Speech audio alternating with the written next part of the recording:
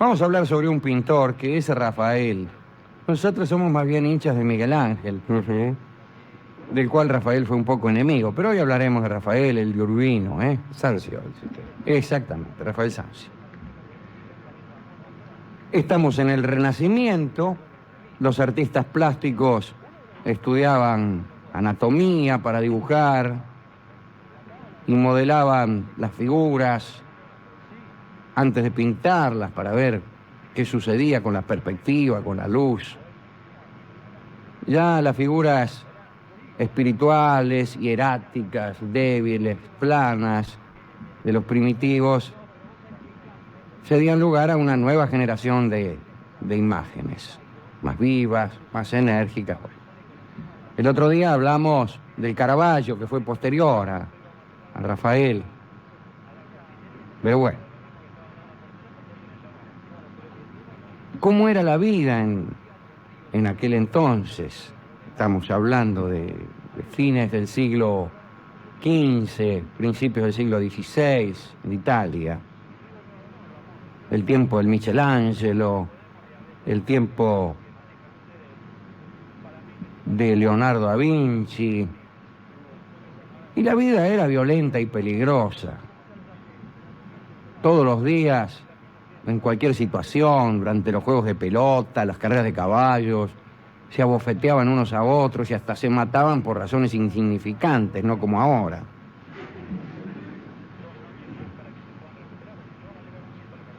Muy bien.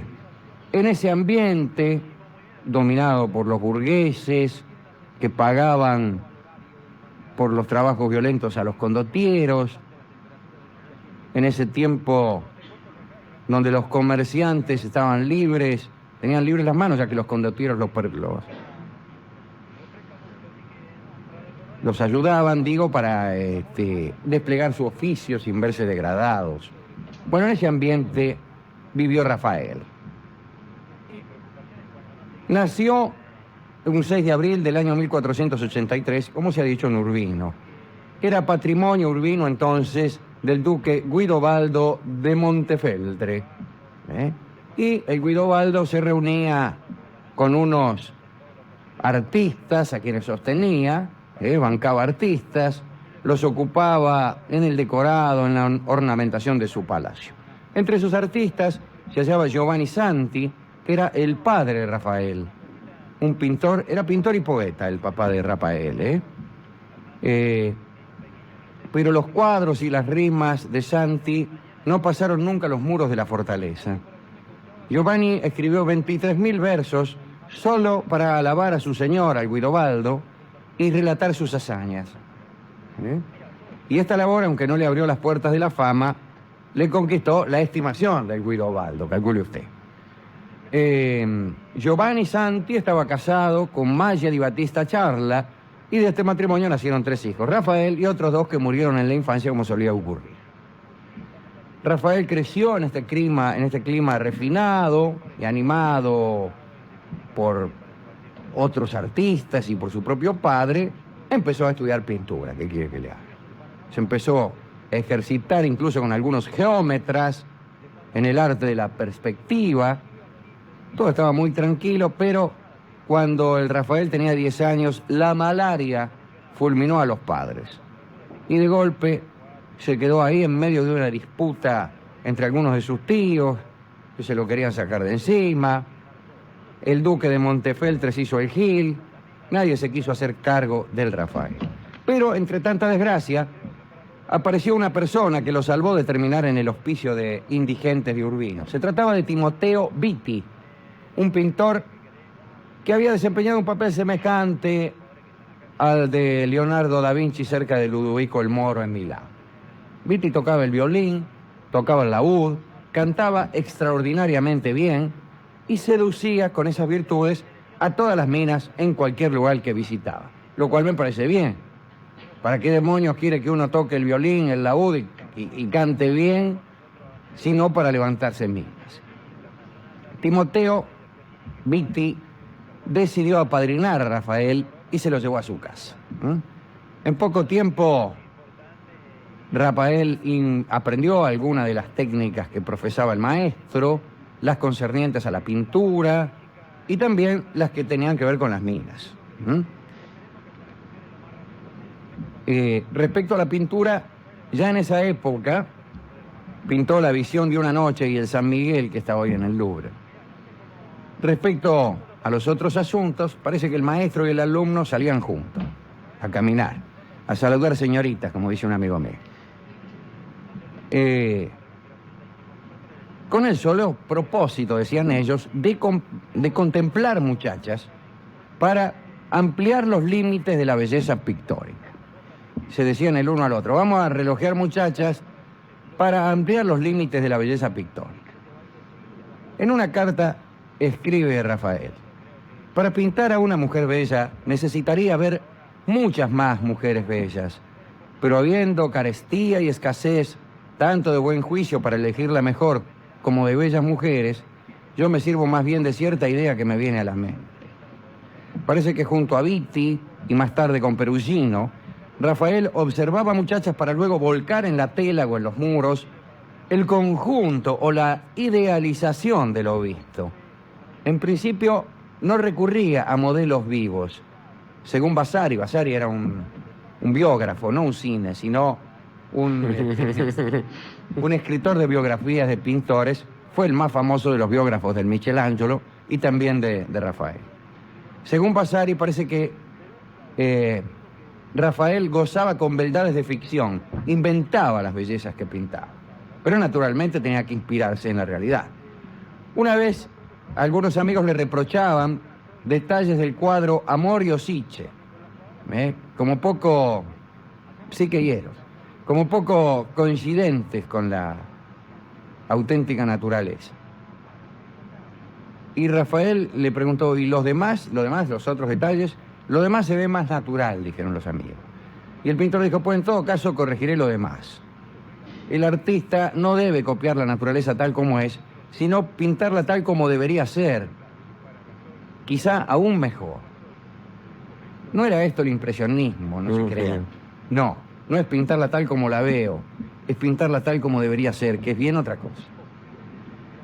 Para Rafael, el modelo desnudo no servía más que de indicación para conservar el detalle en la memoria, no para repetirlo. Para comprender, qué sé yo, las dependencias, las relaciones, para crear acción, para crear vitalidad, pero no para copiar. Recuérdese la diferencia con Caravaggio y su necesidad de pintar con un naturalismo exagerado. Así, Caravaggio había pintado, decíamos el otro día, el tránsito de la Virgen con el cadáver de su amada Elena, y la resurrección del Lázaro con un muerto de 4 días. Bien. Sin embargo, hay que decir que en alguna oportunidad Rafael hizo uso del naturalismo más extremo para escapar de una situación bastante complicada. Parece que el pintor llevaba, ¿para qué lo vamos a negar?, una vida disoluta. Y se quedaba muchas veces sin un guita. Y un día se hospedaba en una posada. Hacía ya un tiempito que estaba allí. Se le ocurrió pedir la cuenta y advirtió que debía mucho más de lo que tenía. Entonces le dijo al encargado que volviera al cabo de 2 horas para recibir el importe, que él lo iba a esperar en la habitación. A las 2 horas volvió el dueño, encontró la habitación vacía, pero sobre la mesa había unas monedas relucientes de oro y de plata. El hombre quiso tomarlas, pero estaban dibujadas. Las había dibujado el Rafael. Bueno, y se rajó. Se fue a Florencia, mitad para no pagar algunas deudas. Y en Florencia continuó sus estudios con el Pinturicchio, que era sordo y considerado uno de los mejores artistas decoradores del siglo. Junto al Pinturicchio, creo que hablamos alguna vez de él, además de pintar, se dedicaban a esconderse de las campañas de terror que César Borgia lanzaba sobre ciertas poblaciones. Entre otras cosas, Rafael y el Pinturicchio trataban de evitar que Borgia se interesase por ellos, porque era preferible hacerse lotario ante sujetos como Borgia. Cuando Estudió anatomía ahí en Florencia. Ahí empezó a estudiar anatomía y se llevó a la pieza para estudiar anatomía un montón de esqueletos. Los tenía ahí, debía ser un cuadro dantesco, entrar en la pieza del Rafael y verse ahí los esqueletos, uno sentado, el otro acostado, etcétera. Pintó muchísimo, se puso en contacto con los adeptos de Savonarola, ¿se acuerda? Aquel herético que mataron ahí en la Piazza de la Signoria, donde te muestran, si vos vas a Florencia, hay como una, ahí está señalado, si aquí lo liquidaron a Savonarola. Bueno, él estaba en un grupo liderado por Baccio dalla Porta, pero al final se cansó de Florencia y se fue a Roma, con una carta de recomendación para el Papa Julio II. Julio II, que ustedes ya conocen. Y en Roma lo esperaba el éxito. Cuando llegó, quedó completamente admirado por el arte clásico, se puso a estudiarlo con gran dedicación y él mismo incorporó a su pintura un enorme espíritu helenista. Si ustedes ven el cuadro ese, el de la Academia, ¿cómo es? Que hay unos tipos, ahí están unas arquitecturas pintadas que parece verdaderamente una recreación del espíritu griego. A muchos no les gusta eso, entre ellos a mí, que prefiero las imperfecciones, esa cosa menos terminada que tenía el Michelangelo, que ciertamente era menos pintor que Rafael. El Michelangelo era escultor, fue pintor porque, qué sé yo, en aquel tiempo aprendías de todo, y fue pintor, y qué pintor, no sé si el mejor. Todos dicen que desde el punto de vista de la más estricta perfección, el mejor de todos fue este.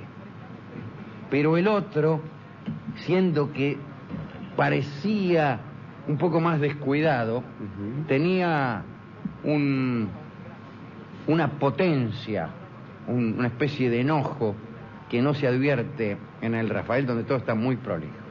De todos modos, los dos son geniales, absolutamente geniales. Bueno, el Papa lo llamó. El Papa también quería darle a Roma un esplendor antiguo y helenístico, y lo llamó a Rafael. Claro, ahí estaba el Michelangelo trabajando con la tumba de Julio II, una de las grandes tragedias de la vida de Miguel Ángel. Le habían encargado un trabajo que no sabía cómo terminar. No hay peor cosa para un artista. Incluso tenía que dar charlas en la Capilla Sixtina. Bueno, la cosa es que al Michelangelo no le gustó nada la aparición del Rafael. Rafael le presentó unos bocetos al Papa y el Papa le encargó inmediatamente la decoración de las habitaciones en las que trabajaban Signorelli, Suardi, Sodoma. Julio II se entusiasmó tanto que los echó a todos y le pidió que lavaran las paredes porque llegaba Rafael. Así que echó a todos los pintores que tenía y lo acomodó al Urbino. Y todos los pintores del Vaticano se imagina cómo se pusieron. Le encargó incluso pintar los tapices de la Capilla Sixtina, encargo que Miguel Ángel esperaba, ya que él estaba pintando el techo. Si me hacen pintar el techo, que es lo más difícil, cuando vienen los facilongos, que lo del costado, ahí lo llaman a otro para que pinte parado. Michelangelo pintaba de espaldas en un andamio, él mismo lo describe, escribía muy bien el Michelangelo. Y decía lo que le dolía, que es todo lo que, exactamente lo que ustedes imaginan que le dolía al Michelangelo. Bueno, Rafael aceptó el encargo, el de pintar los tapices de la Capilla Sixtina, y se hizo cargo hasta de las tareas más ingratas de la pintura. No delegó nada, ni en la construcción de los andamios, los hacía él. Todo era realmente para mostrarse frente a Miguel Ángel. Y dicen que la bronca fue tal que entre los discípulos se armaban broncas, los discípulos de uno, los ayudantes de otro. Y las barra brava, digamos. La barra brava, no, los que laburaban con ellos, los ayudantes. Por ahí, en las afueras de San Pedro se agarraban. Y hay quien asegura que alguna vez se cruzaron en la calle los titulares y tuvieron que ser separados. Pero a la muerte de Julio II las cosas cambiaron, apareció León X, Miguel Ángel despechado abandonó Roma. Rafael fue nombrado arquitecto, se dedicó a esculpir, a dibujar, a hacer decoraciones de teatro para las obras religiosas. Un día debió retratar en tamaño natural al elefante favorito del Papa. Era más cortesano Rafael que Miguel Ángel, que era un tipo feo, desagradable, antipático, en fin. Muy tranquilo estaba don Rafael hasta que conoció a una chica llamada La Fornarina, que como su nombre indica, era la hija del panadero. ¿Cómo me gustan las hijas del panadero? Las mejores minas son las hijas del panadero o las que laburan en una panadería o son cajeras del supermercado o doblan la esquina una cuadra antes de cruzar. Esas son las mejores minas. Contrariamente a los que creen que las mejores minas son, qué sé yo, las modelos, las actrices. No. Yo las mejores minas que vi en mi vida las vi en el tren, iban a laburar, o laburaban en una panadería, o eran las hijas de algún comerciante o algo. En el cine, no. En el cine, algunas bellezas vi, que eran pálidas imitaciones de las fructuosas bellezas que yo he visto en el tren, o por ejemplo, acompañando a otro en un baile.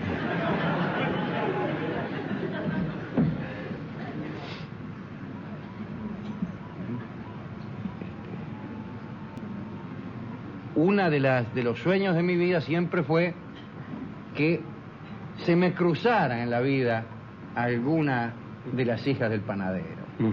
Alguna suerte he tenido, alguna inmerecida suerte he tenido en eso. Pero nunca fueron ni estrellas del cine, ni modelos, ni conductoras de la televisión. No. El Rafael sabía esto y se enamoró perdidamente de la hija del panadero, que era una morocha hermosa, que según Vasari lo agotó. Lo agotó a Rafael, Vasari el biógrafo, ¿no? Y Vasari la maldice. Dice, leo a Vasari: maldita sea esta mujer que causó la muerte del príncipe de los pintores cuando aún se hallaba en la primavera de la vida. Fue una cortesana cuyos besos ardientes devoraron la fuente de la vida de Rafael, dice Vasari, muerto de bronca porque no era él.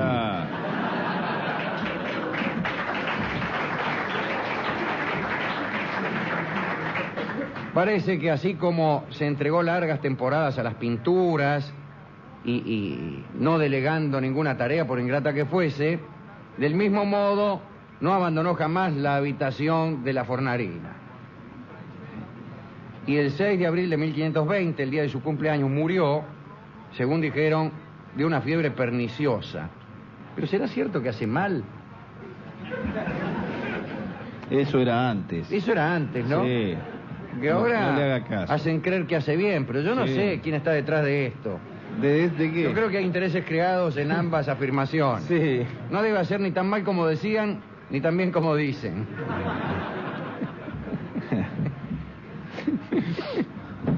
Bueno, algunos cuentan que aquella noche, la noche de la muerte del Rafael, se sintió en Roma un gran temblor que resquebrajó algunos arcos del Vaticano. Los funerales fueron tan suntuosos como lo de un príncipe, como que príncipe de los pintores le llamaban. A la cabecera de su lecho de muerte fue colocado el cuadro de la Transfiguración, que fuera destinado luego a la Catedral de Narbona. Tenía 38 años. 38 años tenía el Rafael. Miguel Ángel vivió hasta pasados sus 80. El Rafael murió jovencito. León X, el Papa, escribió su epitafio. Dice: aquí yace Rafael. Cuando vivía, la gran madre de las cosas temía ser vencida. A su muerte tuvo miedo de morir. No está mal, ¿eh? Era un poco poeta también, el Papa León. ¿A quién podemos dedicar esta breve reseña de la también breve vida del Urbino? Desde luego al mismo, era un gran pintor, insisto, probablemente el mejor que ha existido. Si se excluye el Miguel Ángel.